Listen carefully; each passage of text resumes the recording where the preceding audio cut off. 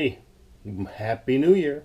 This is the first day of 2018.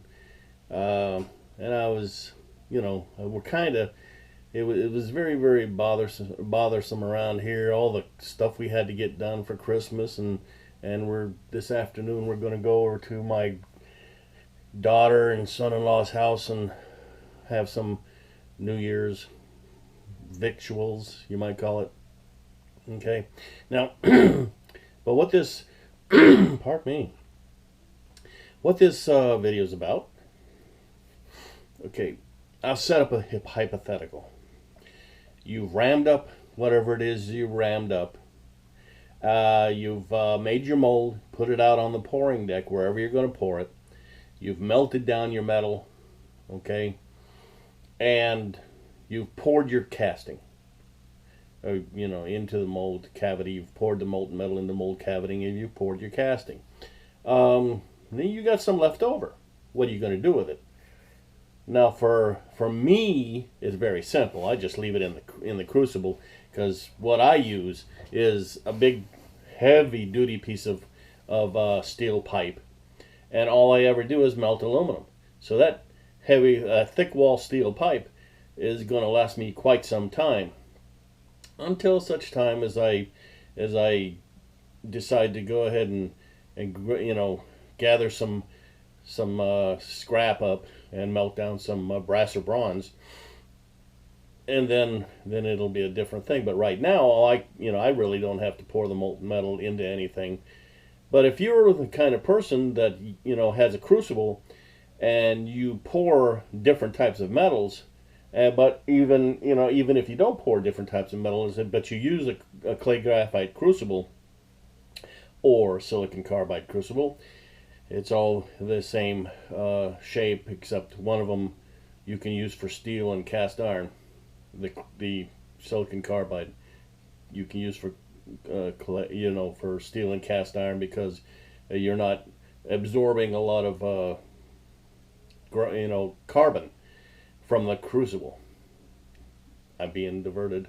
My brain is being diverted. Now back to this. What are you going to do? Okay, you've got excess metal. You don't have any molds to pour it in. You really don't want to leave it in, the crucible. Well, maybe you've got some muffin pans. Okay, for aluminum, that's fine. Your muffin pans, you can pour it in there. You make yourself some little ingots. That's fine, because the muffin pans normally are steel, and it takes a lot of times of pouring aluminum into a thin wall. What is it, 16, 18 gauge, something, maybe even thinner than that, steel form, before the steel gets broken down enough that the aluminum might leak through. Okay, but brass and bronze, yeah, you can pour it into something like that, but I wouldn't do it very many times, because you're talking almost twice the heat of the aluminum with brass and bronze. All right, so I would say I wouldn't even try to pour brass and bronze into a tin muffin pan or a bread pan. I wouldn't even try it. Okay, be worried about it leaking through. Burning through, in other words.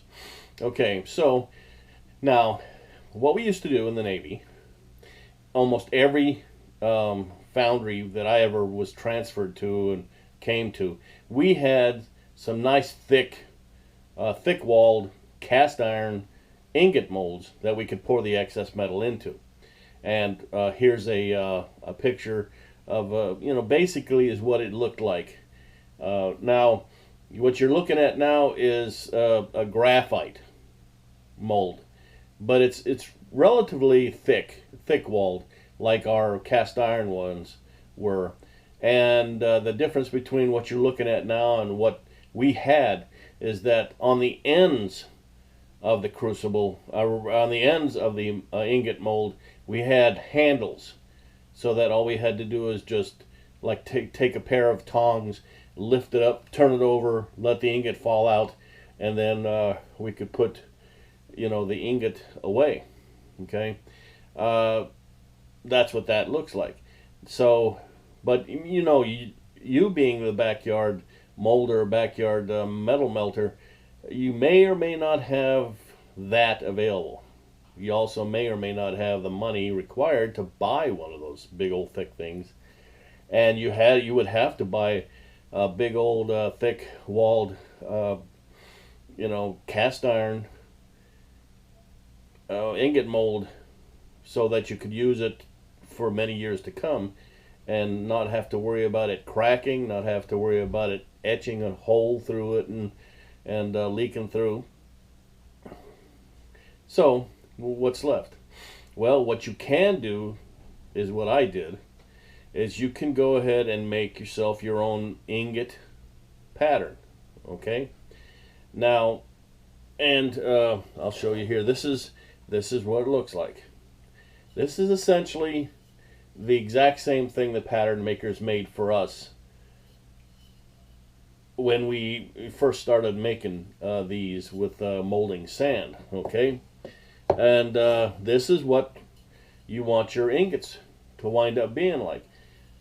You have the nice angles here so that you can you stack one here, stack like that, takes less room up, and it's nice and neat. I mean, in the foundry on any of the ships, storage area was at a premium.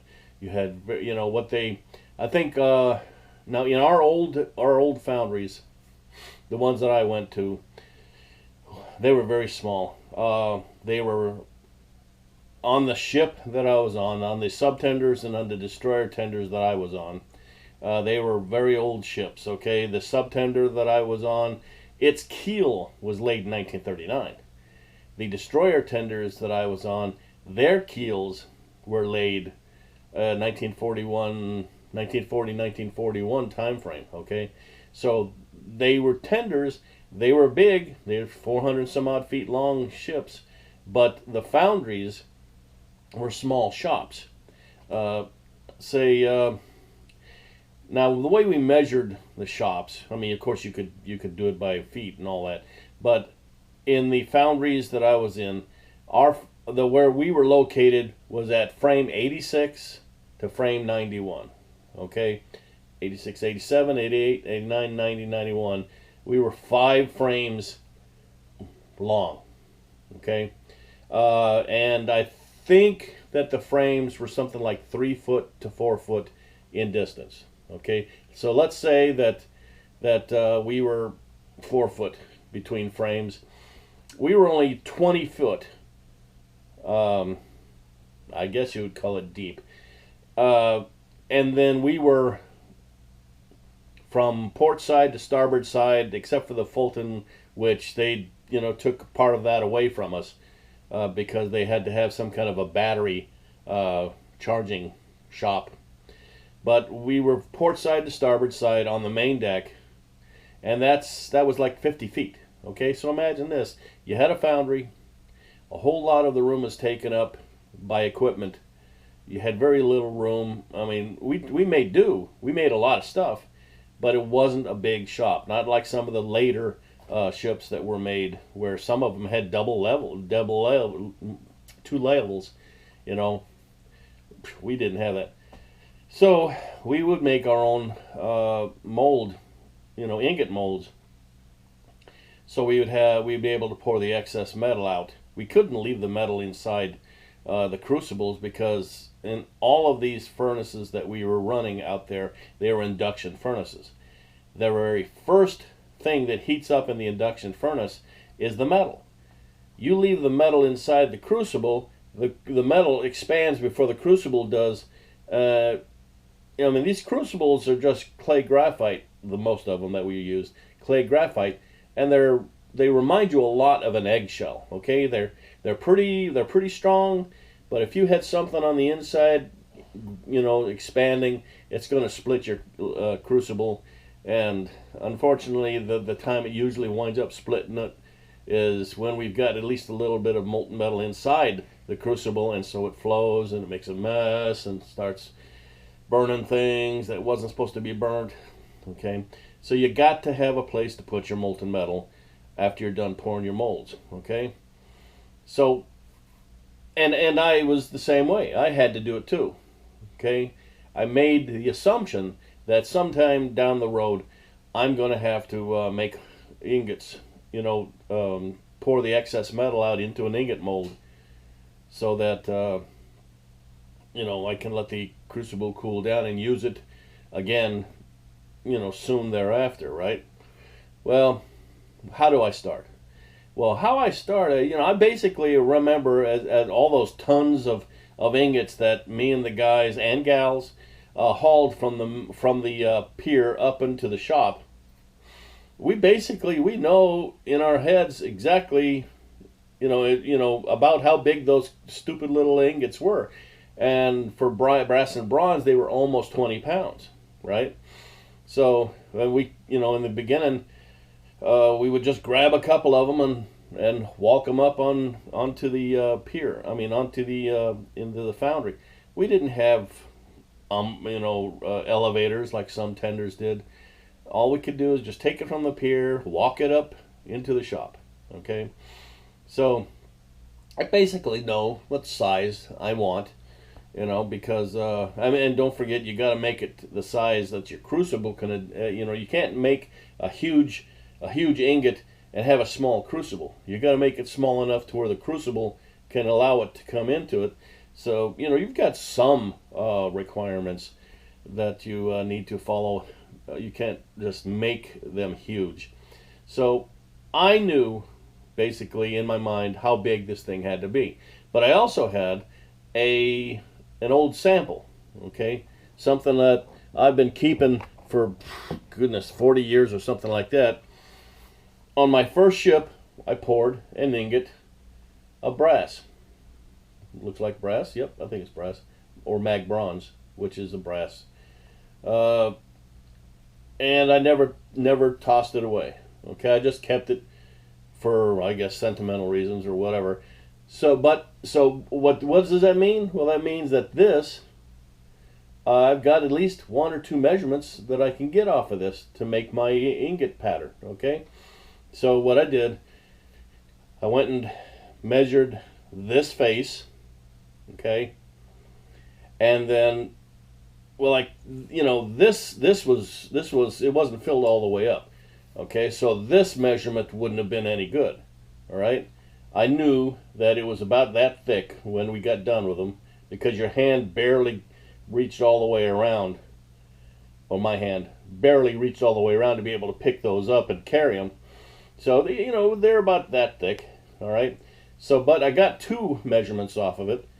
This face, the smallest face, and I've got the angle from this. Okay, got that off of my angle measuring tool I have out in the garage.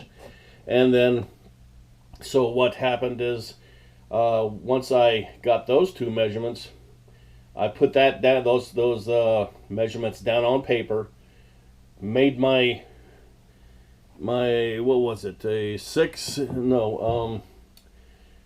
inches wide by 6.5. This is 2 inches wide by 6.5 inches long. Put that on a piece of paper. Well, this 6.5 inches long, put that on a piece of paper. Drew this angle, which is 70 degrees. That's 90 degrees. This is 70 degrees. Drew that on both ends. I knew it was about that thick, so I just arbitrarily made that line.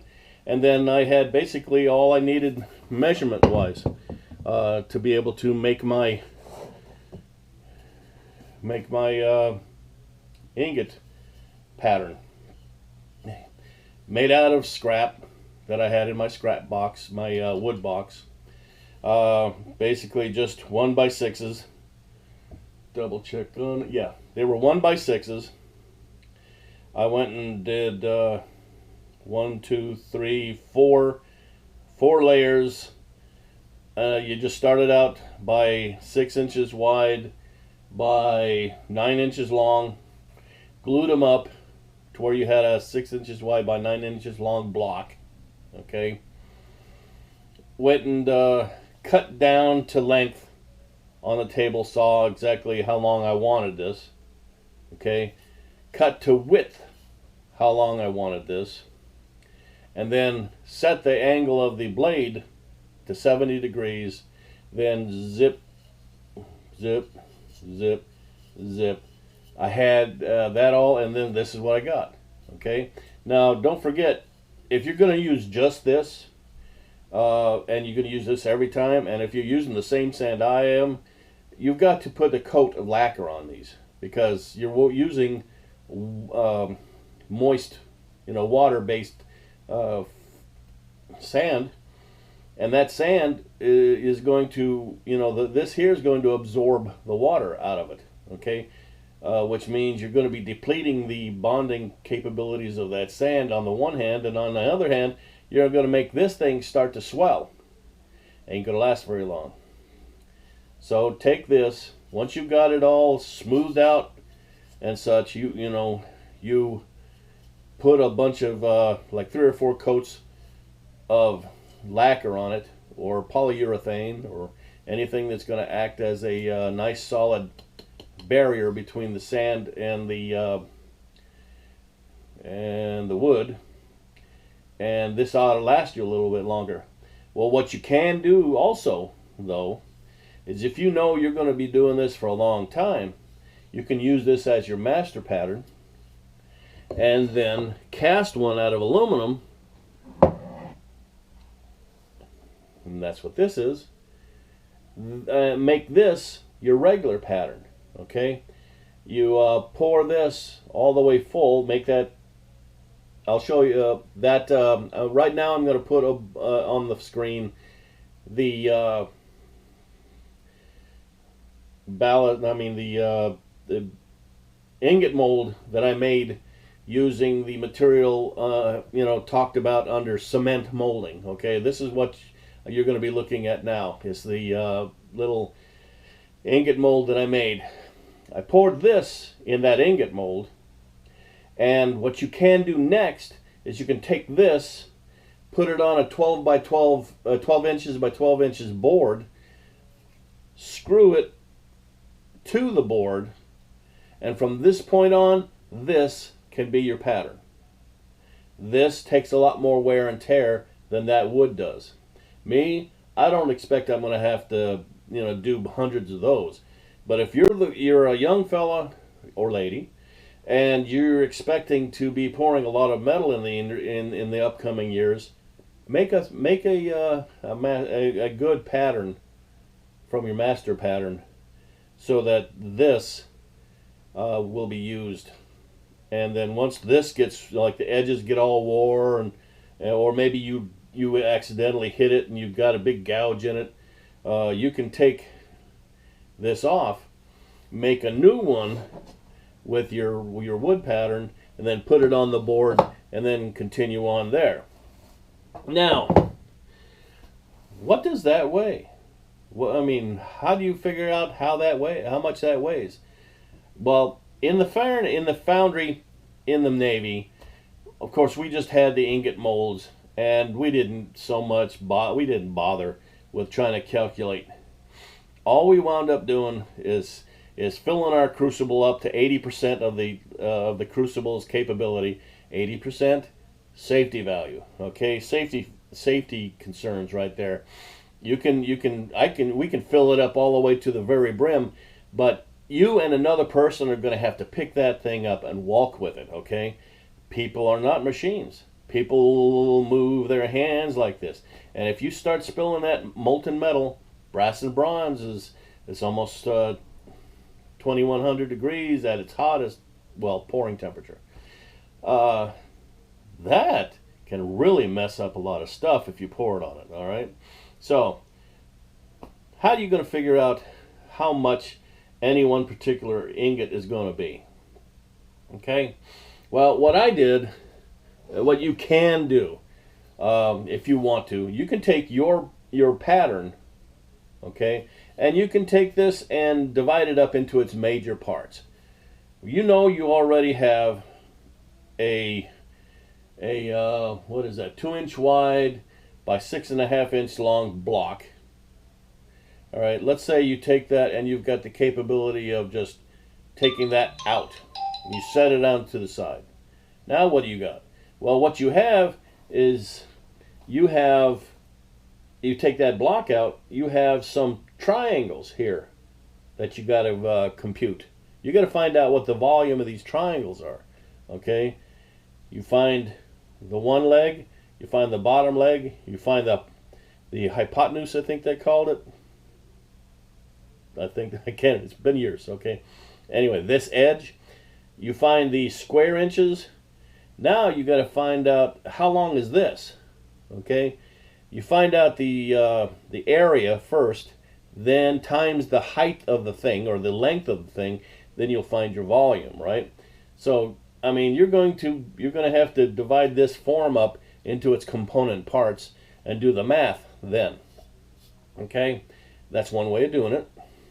Another way of doing it is like, what was his name? There's the Greek fella who said Geronimo, or not Geronimo. That was dumb. He discovered he had a big problem. The king of where he lived wanted him to figure out whether or not this present that he was given was made out of pure gold or made out of gold and something else. And not Aristotle. Well, you might know who it is. Anyway, this Greek fella figured out when he was taking a bath how to figure that out. Okay? And what he was doing, he was going to figure out what the specific gravity of the stuff was. They knew that you can make yourself.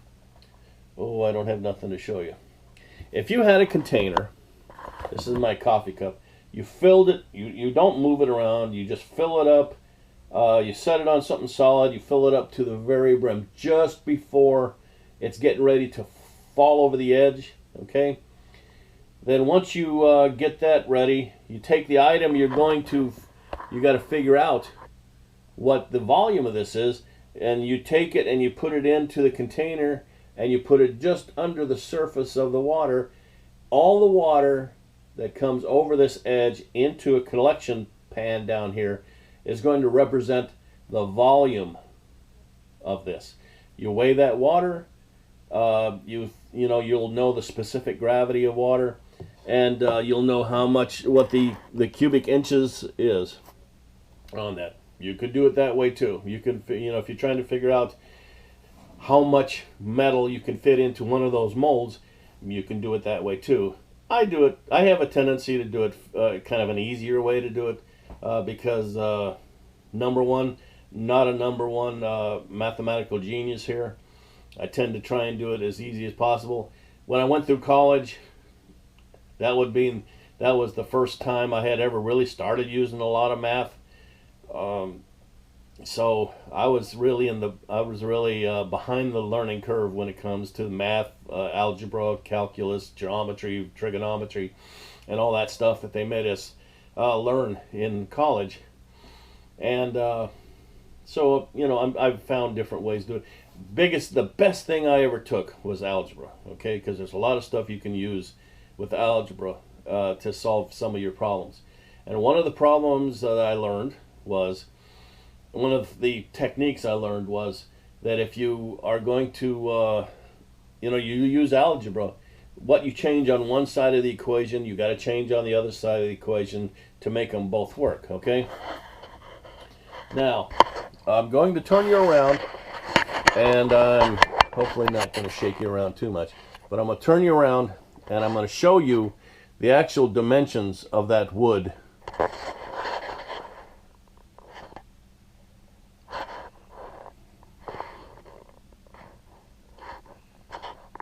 Let me see if you're still... Are you working? Yep, you're working. I have a screen on this side, and it doesn't appear to be working. Anyway, I wanted it on here so I could see if you guys were getting glazed out by all the light. Let me just get it from the side here. Ingot. You can go ahead and freeze the program here, and then take all the measurements off. Now you're going to try and find out you're trying to find out how much metal it's going to be for a casting. Your basic equation is you got to find out in cubic inches what the volume of the casting is going to be. In this case, the ingot. You're going to multiply that times the weight of the material in cubic inches, and then you'll have the ingot weight. Okay? Now, what I did is I went and weighed. I made the mold first, poured the molten metal into it, and then weighed the ingot afterwards. Okay? I marked it. It weighs 5 pounds, almost right on the dot, 5 pounds. Okay? So, let's see if I can get this. So we know the volume times the weight in cubic inches is going to give you the ingot weight. So that's 5 pounds. All right? Now, what I want to do is I want to isolate volume on one side of the equation and have the rest of it on this side of the equation. So what you do to do that is you divide this side of the equation with what you want to move over. And that's going to be the weight in cubic inches divided by the weight. I'll just say weight. Okay? So what you're going to wind up, that eliminates that eliminates that. All you have left over is volume. I'll just symbolize that by V, and you have 5 pounds divided by the weight in cubic inches. Okay, now the weight of aluminum in cubic inches, okay, is 0.098, right? Pounds per inches cube. Okay, so you take that and you divide it by that. All right, so I'm going to turn on my calculator. You take 5 pounds divided by 0.098 equals 51 cubic inches. 51 inches cubed. And there's the answer. Okay? Take that, you got that, that's 51 cubic inches. Well, now you know what the volume is. Okay? Now you can figure out almost anything. So you have, let's say you want brass. You want to figure out how much the brass is going to be. 51 times 0.31 inches cubed. Now, there's not very many things that I memorized, but like brass, bronze, aluminum, steel, iron, I kind of memorized those weights per cubic inch. A cube, 1 inch cube, all sides of that cube is 1 inch. How much does that material weigh if it's made of aluminum, if it's made out of brass, bronze, steel, so forth? Okay, so I want to figure out what the weight of the ingot's going to be, not if it's made out of aluminum, but if it's made out of brass. Okay, you have 51 cubic inches times 0.31 pounds per cubic inch. That's going to be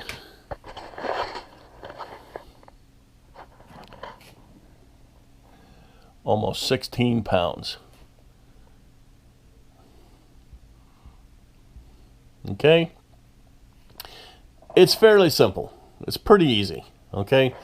And from that point on, you figure that stuff out. You can find out whether or not. I mean, bronze is going to be slightly more. It all depends on the weight of the metal. Okay. So that basically is all the thing I was going to tell you. Is that if you're going to make ingots, don't rely on your muffin pans, your pans that they used to make bread in. Don't rely on those unless, I mean, you can get those first.